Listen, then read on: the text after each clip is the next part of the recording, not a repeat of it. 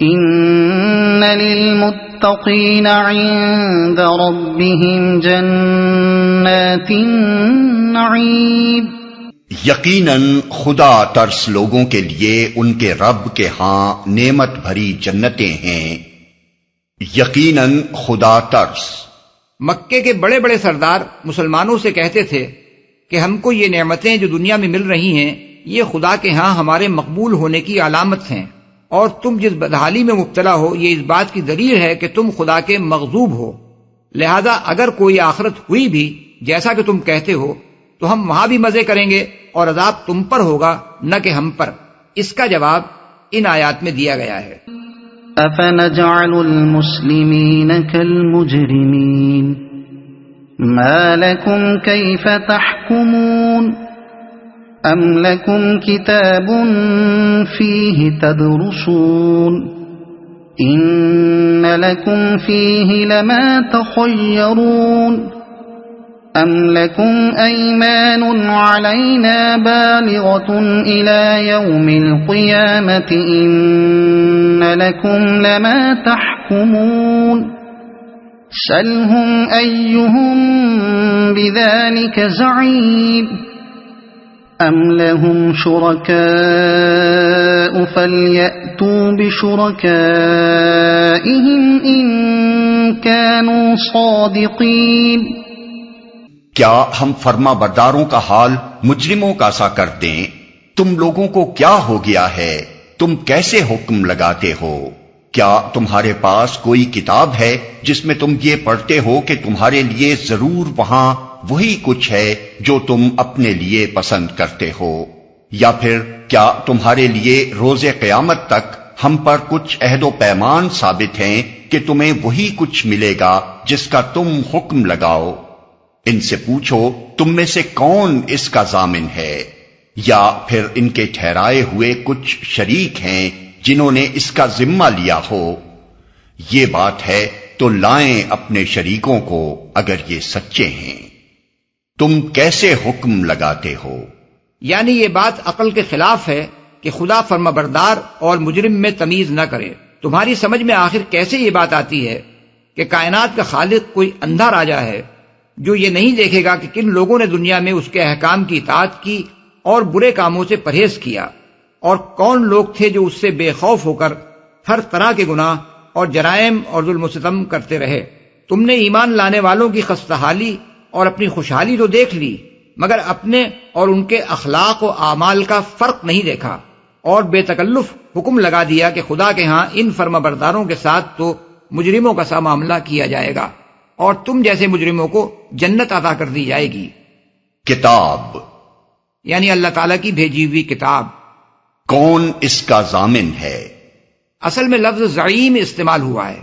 کلام عرب میں زعیم اس شخص کو کہتے ہیں جو کفیل یا ضامن یا کسی قوم کی طرف سے بولنے والا ہو۔ مطلب یہ کہ تم میں سے کون آگے بڑھ کر یہ دعویٰ کرتا ہے کہ اس نے اللہ سے تمہارے لیے ایسا کوئی عہد و پیمان لے رکھا ہے۔ اگر یہ سچے ہیں یعنی تم اپنے حق میں جو حکم لگا رہے ہو اس کے لیے سرے سے کوئی بنیاد نہیں ہے، یہ عقل کے بھی خلاف ہے۔ خدا کی کسی کتاب میں بھی تم یہ لکھا ہوا نہیں دکھا سکتے۔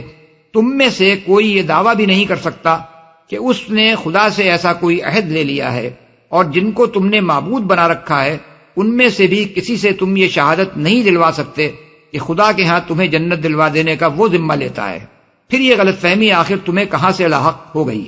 یوم یکشف عن ساق ویدعون الى السجود فلا يستطيعون خاشعة ابصارهم ترهقهم ذلة وقد كانوا يدعون الى السجود وهم سالمون۔ جس روز سخت وقت آ پڑے گا اور لوگوں کو سجدہ کرنے کے لیے بلایا جائے گا تو یہ لوگ سجدہ نہ کر سکیں گے، ان کی نگاہیں نیچی ہوں گی، ذلت ان پر چھا رہی ہوگی۔ یہ جب صحیح و سالم تھے اس وقت انہیں سجدے کے لیے بلایا جاتا تھا اور یہ انکار کرتے تھے۔ وقت آ پڑے گا اصل الفاظ ہیں یوم یکشف عن ساق، یعنی جس روز پنڈلی کھولی جائے گی، صحابہ اور تابعین کی ایک جماعت کہتی ہے کہ یہ الفاظ محاورے کے طور پر استعمال ہوئے ہیں۔ عربی محاورے کے مطابق سخت وقت آ پڑنے کو کشف ساق سے تعبیر کیا جاتا ہے۔ حضرت عبداللہ بن عباس نے بھی اس کے یہی معنی بیان کیے ہیں اور ثبوت میں کلام عرب سے استشہاد کیا ہے۔ ایک اور قول جو ابن عباس اور ربیع بن انس سے منقول ہے، اس میں کشف ساق سے مراد حقائق پر سے پردہ اٹھانا لیا گیا ہے۔ اس تعویل کی روح سے معنی یہ ہوں گے کہ جس روز تمام حقیقتیں بے نقاب ہو جائیں گی اور لوگوں کے اعمال کھل کر سامنے آ جائیں گے۔ یہ انکار کرتے تھے۔ اس کے معنی یہ ہیں کہ قیامت کے روز علل اعلان اس بات کا مظاہرہ کرایا جائے گا کہ دنیا میں کون اللہ تعالیٰ کی عبادت کرنے والا تھا اور کون اس سے منحرف تھا۔ اس غرض کے لیے لوگوں کو بلایا جائے گا کہ وہ اللہ تعالیٰ کے حضور سجدہ بجا لائیں۔ جو لوگ دنیا میں عبادت گزار تھے وہ سجدہ ریز ہو جائیں گے، اور جن لوگوں نے دنیا میں اللہ کے آگے سر نیاز جھکانے سے انکار کر دیا تھا ان کی کمر تختہ ہو جائے گی۔ ان کے لیے یہ ممکن نہ ہوگا کہ وہاں عبادت گزار ہونے کا جھوٹا مظاہرہ کر سکیں، اس لیے وہ ذلت اور پشیمانی کے ساتھ کھڑے کے کھڑے رہ جائیں گے۔ فَذَرْنِي وَمَن يُكَذِّبُ بِهَذَا الْحَدِيثِ سَنَسْتَدْرِجُهُم مِّنْ حَيْثُ لَا يَعْلَمُونَ وَأُمْلِي لَهُمْ إِنَّ كَيْدِي مَتِينٌ۔ بس اے نبی، تم اس کلام کے جھٹلانے والوں کا معاملہ مجھ پر چھوڑ دو۔ ہم ایسے طریقے سے ان کو بتدریج تباہی کی طرف لے جائیں گے کہ ان کو خبر بھی نہ ہوگی۔ میں ان کی رسی دراز کر رہا ہوں، میری چال بڑی زبردست ہے، مجھ پر چھوڑ دو۔ یعنی ان سے نمٹنے کی فکر میں نہ پڑو، ان سے نپٹنا میرا کام ہے۔ ان کو خبر بھی نہ ہوگی۔ بے خبری میں کسی کو تباہی کی طرف لے جانے کی صورت یہ ہے کہ ایک دشمن حق اور ظالم کو دنیا میں نعمتوں سے نوازا جائے، صحت، مال، اولاد اور دنیاوی کامیابیاں عطا کی جائیں، جن سے دھوکہ کھا کر وہ سمجھے کہ میں جو کچھ کر رہا ہوں خوب کر رہا ہوں، میرے عمل میں کوئی غلطی نہیں ہے۔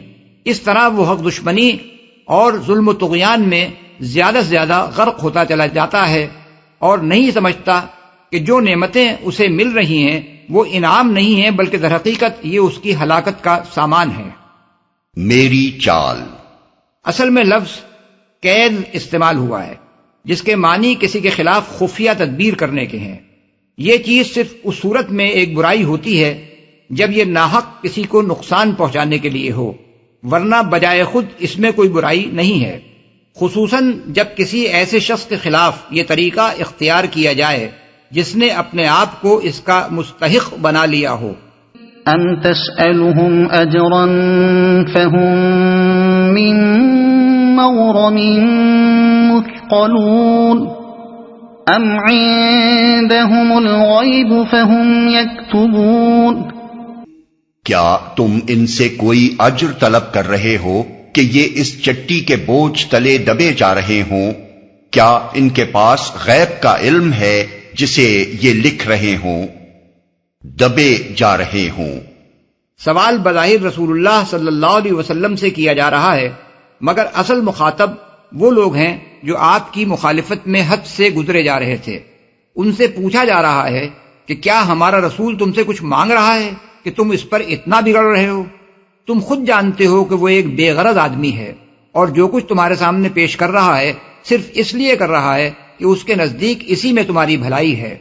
تم نہیں ماننا چاہتے تو نہ مانو، مگر اس تبلیغ پر آخر اتنے چراغپا کیوں ہوئے جا رہے ہو؟ لکھ رہے ہوں۔ یہ دوسرا سوال بھی بظاہر رسول اللہ صلی اللہ علیہ وسلم سے ہے، مگر دراصل آپ کے مخالفین اس کے مخاطب ہیں۔ مطلب یہ ہے کہ کیا تم لوگوں نے پردہ غیب کے پیچھے جھانک کر دیکھ لیا ہے کہ یہ رسول فی الواقع خدا کا بھیجا ہوا رسول نہیں ہے، اور جو حقیقتیں یہ تم سے بیان کر رہا ہے وہ بھی غلط ہیں، اس لیے تم اس کو جھٹلانے میں اتنی شدت برت رہے ہو؟ فاصبر لحکم ربک ولا تکن کصاحب الحوت اذ نادى وهو مكظوم لولا أن تداركه نعمة من ربه لنبذ بالعراء وهو مذموم فاجتباه ربه فجعله من الصالحين. بس اپنے رب کا فیصلہ صادر ہونے تک صبر کرو اور مچھلی والے یونس علیہ السلام کی طرح نہ ہو جاؤ جب اس نے پکارا تھا اور وہ غم سے بھرا ہوا تھا. اگر اس کے رب کی مہربانی اس کے شامل حال نہ ہو جاتی تو وہ مذموم ہو کر چٹیل میدان میں پھینک دیا جاتا. آخر کار اس کے رب نے اسے برگزیدہ فرما لیا اور اسے صالح بندوں میں شامل کر دیا. صبر کرو یعنی وہ وقت ابھی دور ہے جب اللہ تعالیٰ تمہاری فتح و نصرت اور تمہارے ان مخالفین کی شکست کا فیصلہ فرما دے گا. اس وقت کے آنے تک جو تکلیفیں اور مصیبتیں بھی اس دین کی تبلیغ میں پیش آئیں انہیں صبر کے ساتھ برداشت کرتے چلے جاؤ. مچھلی والے کی طرح نہ ہو جاؤ یعنی یونس علیہ السلام کی طرح بے صبری سے کام نہ لو جو اپنی بے صبری کی وجہ سے مچھلی کے پیٹ میں پہنچا دیے گئے تھے. رسول اللہ صلی اللہ علیہ وسلم کو اللہ کا فیصلہ آنے تک صبر کی تلقین کرنے کے بعد فوراً ہی یہ فرمانا کہ یونس علیہ السلام کی طرح نہ ہو جاؤ خود بخود اس بات پر دلالت کرتا ہے کہ انہوں نے اللہ کا فیصلہ آنے سے پہلے بے صبری سے کوئی کام کیا تھا جس کی بنا پر وہ عتاب کے مستحق ہو گئے تھے.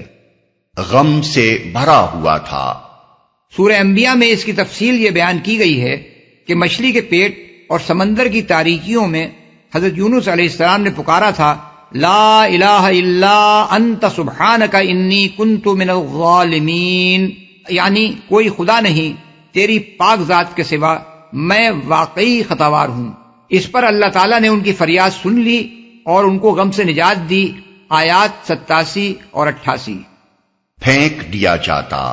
اس آیت کو سورہ صافات کی آیات 142 تا 146 کے ساتھ ملا کر دیکھا جائے تو معلوم ہوتا ہے کہ جس وقت حضرت یونس علیہ السلام مچھلی کے پیٹ میں ڈالے گئے تھے اس وقت تو وہ ملامت میں مبتلا تھے، لیکن جب انہوں نے اللہ کی تسبیح کی اور اپنے قصور کا اعتراف کر لیا تو اگرچہ وہ مچھلی کے پیٹ سے نکال کر بڑی سقیم حالت میں ایک چٹیل زمین پر پھینکے گئے مگر وہ اس وقت مذمت میں مبتلا نہ تھے، بلکہ اللہ تعالیٰ نے اپنی رحمت سے اس جگہ ایک بیل دار درخت اگا دیا تاکہ اس کے پتے ان پر سایہ بھی کریں اور وہ اس کے پھل سے بھوک اور تشنگی بھی دور کر سکیں.